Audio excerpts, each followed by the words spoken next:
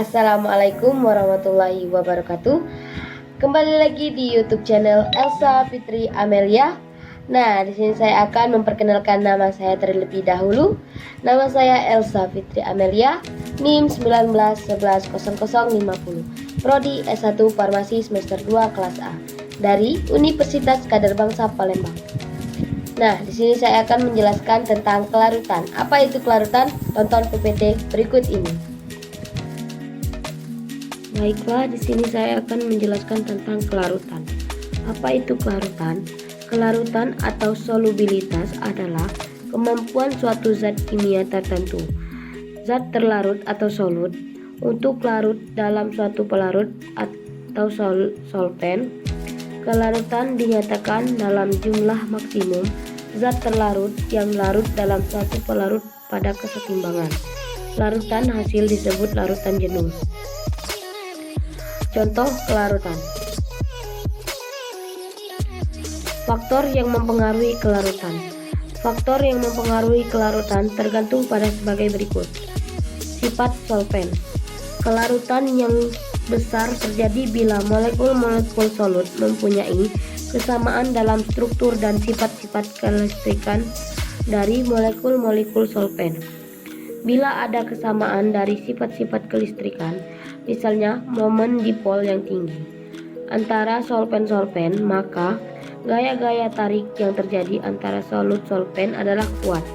Sebaliknya, bila tidak ada kesamaan, maka gaya-gaya tarik solut solvent lemah. Secara umum, padatan ionik mempunyai kelarutan yang lebih tinggi dalam solvent polar daripada dalam pelarut non-polar. Juga, jika solvent lebih polar, maka kelarutan dari padatan-padatan ionik akan lebih besar. Suhu. Kelarutan gas dalam air biasanya menurun jika suhu larutan dinaikkan. Gelembung-gelembung kecil yang dibentuk bila air dipanaskan adalah kenyataan bahwa udara yang terlarut menjadi kurang larut pada suhu-suhu yang lebih kecil.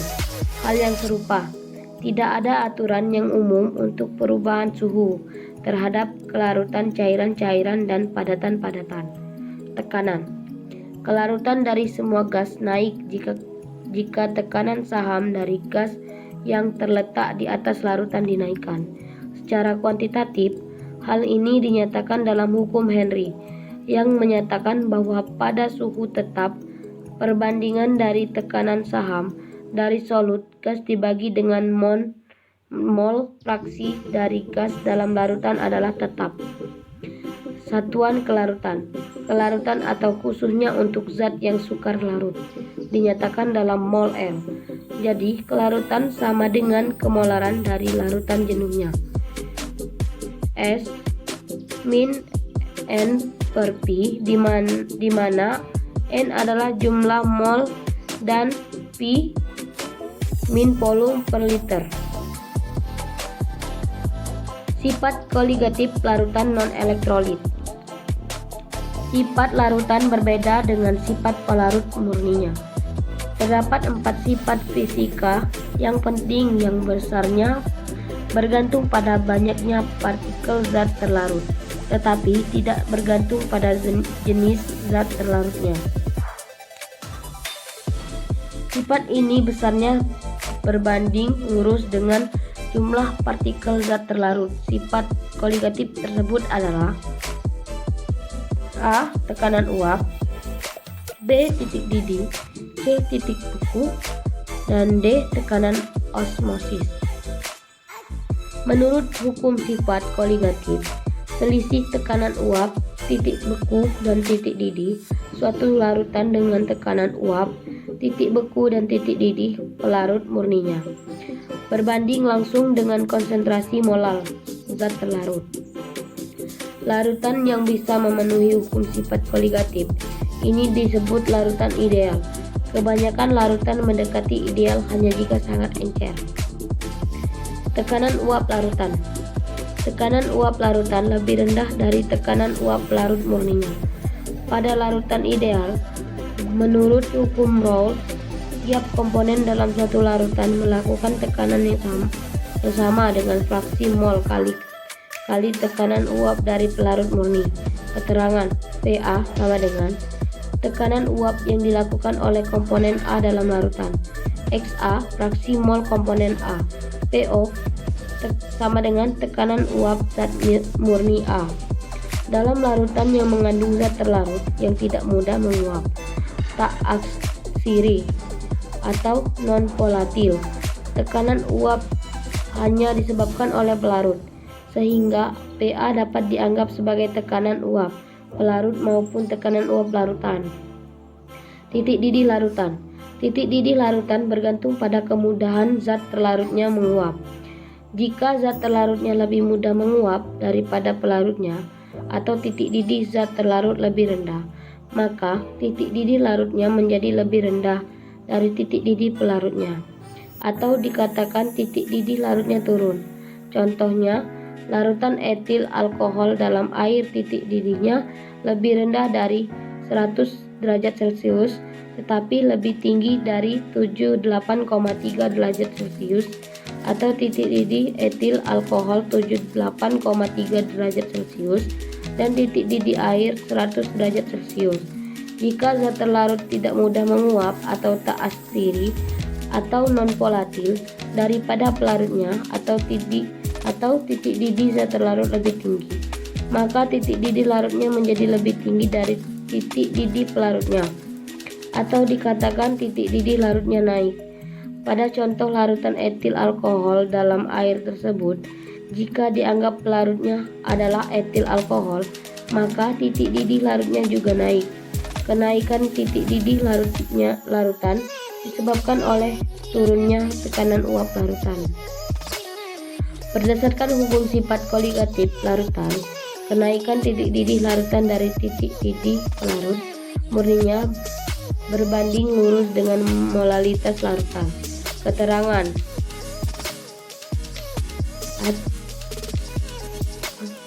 TB sama dengan kenaikan titik didih larutan. KB sama dengan kenaikan titik didih molal pelarut. M sama dengan konsentrasi larutan dalam molal. Titik beku larutan. Penurunan tekanan uap larutan menyebabkan titik beku larutan menjadi lebih rendah dari titik beku pelarut murninya. Hukum sifat koligatif untuk penurunan titik beku larutan berlaku pada larutan dengan zat terlarut aksiri atau volatil maupun tak aksiri atau non-volatil. Tekanan osmos larutan. Keterangan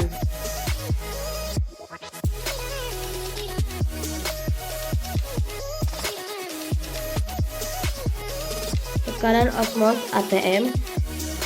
N jumlah mol zat terlarut atau mol. R tekanan gas ideal sama dengan 0,08206 L ATM per mol K. T suhu larutan K. V volume larutan L. M molaritas M sama dengan mol per L. Jika tekanan yang diberikan pada larutan lebih besar dari tekanan osmos, maka pelarut murni akan keluar dari larutan melewati membran semi-permeable. Peristiwa ini disebut osmos balik atau reversi osmosis. Misalnya pada proses pengolahan untuk memperoleh air tawar dari air laut. Contoh kelarutan. Larutan asam, basah, dan garam. 1. Asam. Buah-buahan yang masih muda pada umumnya berasa masam. Sebenarnya rasa masam dalam buah-buahan tersebut disebabkan karena zat kimia yang terkandung di dalamnya yang biasa disebut asam. Secara kimia, asam adalah zat yang dalam air dapat menghasilkan ion hidrogen H+. Asam akan terionisasi menjadi ion hidrogen dan ion sisa asam yang bermuatan negatif. 2. Basa. Basa adalah zat yang dalam air dapat menghasilkan ion hidroksida atau OH-. Ion hidroksida terbentuk karena senyawa hidroksida dapat mengikat satu elektron pada saat dimasukkan ke dalam air. Basa dapat menetralisir asam H+ sehingga dihasilkan air H2O. Contoh basa dalam larutan. 1. Aluminium hidroksida terdapat dalam deodoran dan antacid. 2. Kalsium hidroksida terdapat dalam mortal dan plester. 3. Magnesium hidroksida terdapat dalam antacid. 4. Natrium hidroksida terdapat dalam bahan sabun. 3. Garam. Garam adalah senyawa yang terbentuk dari reaksi asam dan basa. Terdapat beberapa contoh garam, antara lain NaCl, CaCl2, ZnSO4, NaNO2, dan lain-lain. Contoh garam dalam larutan. Natrium 1. Natrium klorida terdapat dalam garam dapur atau NaCl. Natrium 2. Natrium bikarbonat terdapat dalam baking soda atau NaHCO3. 3. Kalsium karbonat terdapat dalam cat tembok dan bahan karet atau CaCO3. 4. Kalsium nitrat terdapat dalam pupuk dan bahan peledak atau KNO3. 5. Kalium karbonat terdapat dalam sabun dan kaca atau K2CO3. 6. Natrium fosfat terdapat dalam deterjen atau Na3PO4. 7. Amonium klorida terdapat dalam baterai kering atau NH4Cl. Adapun contoh lain dalam larutan adalah sebagai berikut. Contoh koloid. 1. Larutan gula, larutan garam, udara bersih. 2. Tepung kanji dalam air, mayones, debu di udara. 3. Campuran air dan pasir, sel darah merah dan plasma putih dalam plasma darah.